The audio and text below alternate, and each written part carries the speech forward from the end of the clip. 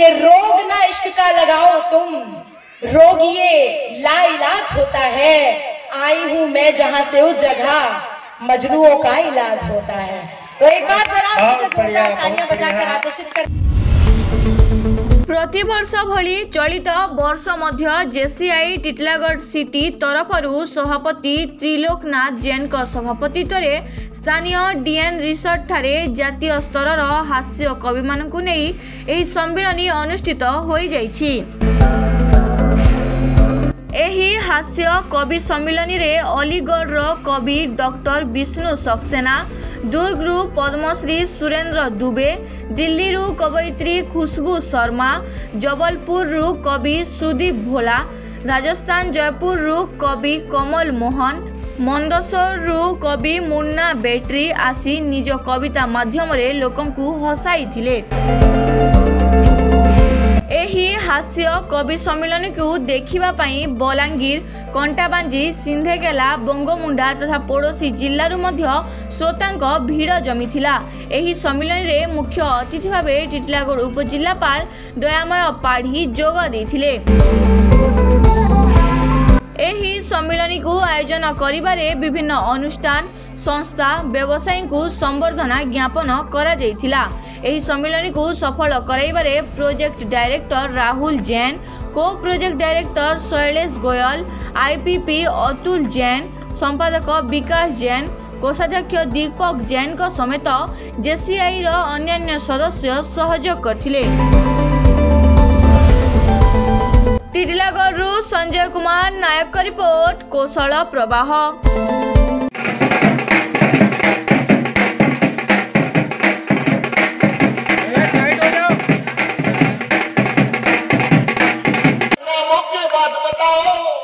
जल्दी फोकस करो कैमरामैन, हमें दिखलाओ। कैमरामैन जल्दी फोकस करो। अच्छा तुम्हारा फोकस मेरी तरफ है।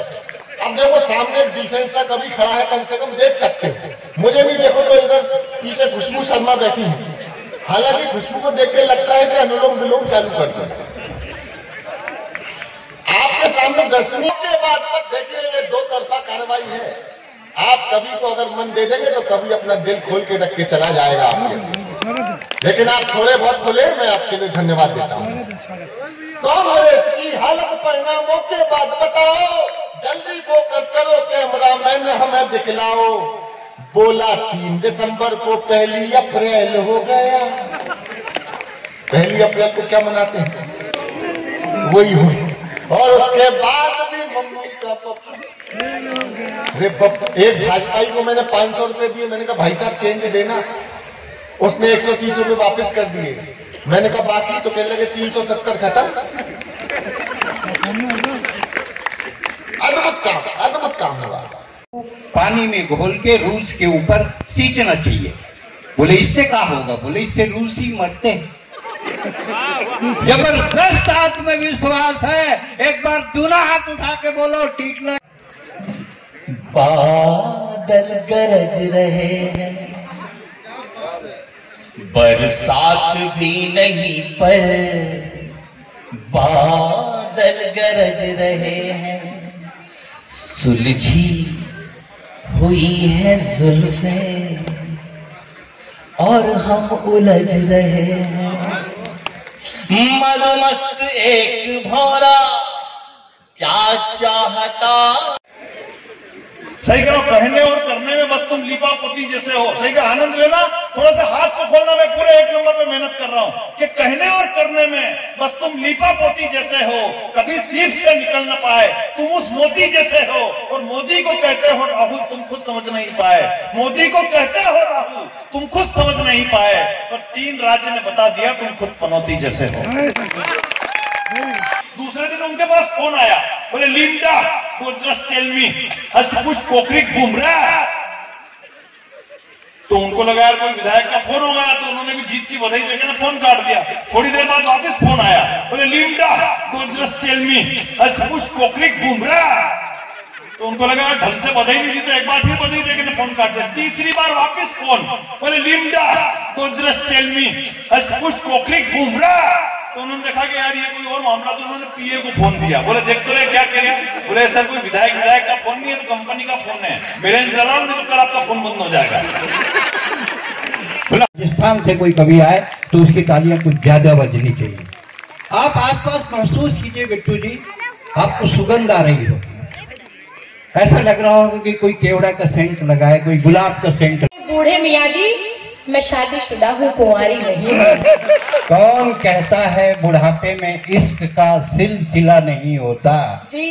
कौन कहता है बुढ़ापे में इश्क का सिलसिला नहीं होता। छोरी, जब तक आम पिलपिला नहीं होता तब तक रसीला नहीं होता। ये जब हाल है जब आंटी साथ आई है कवि सम्मेलन में, और जब ये अपने दिनों में जवानी में रहे होंगे तो अल्लाह जाने क्या ही किया होगा इन्होंने।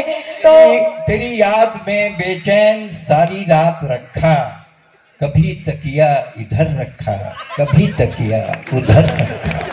अब आपके लिए 4 मिसरे में 4 पंक्तियां इसलिए भी लेकर आई हूँ क्योंकि मजनूओं का क्या हश्र होना चाहिए ये मैं आपको कह दूं। और ये अंतिम 4 पंक्तियां हैं जो जवाब के तौर पर मैं दे रही हूँ। उसके बाद हमें थोड़ा सा काव्य पाठ मैं करूंगी और हमें आदरणीय विष्णु सक्सेना जी को सुनना है। और 4 पंक्तियां मैं दद्दू आपको समर्पित करती हूँ, सुनिएगा कि रोग ना इश्क का लगाओ तुम, रोग ये लाइलाज होता है, आई हूँ मैं जहां से उस जगह मजनूओं का इलाज होता है। तो एक बार जरा तालियां बजाकर आकर्षित कर दीजिए। एक चीज मैं आपको बता दूं, ये सब फिक्सिंग का मामला है, ना तो ये कविता है ना ये कवि सम्मेलन का हिस्सा है। खुशबू शर्मा एक ऐसी कवित्री है जिनके गीत गीता के श्लोक की तरह, मानस की चौपाई की तरह, कुरान की आयतों की तरह और वेद की ऋचाओं की तरह पवित्र है। ये आपका मन लगाने के लिए हम कुछ कर देते हैं, लेकिन ऐसी कवित्री जिसने पूरे हिंदुस्तान में और जहां जहां देश देश में हिंदी बोली जाती है, कोई गीत नहीं गाता है, गीत अधर का क्या नाता है, जिसका जितना दर्द अधिक है वो उतना मीठा गाता है। एक बार तालियां बजाएं।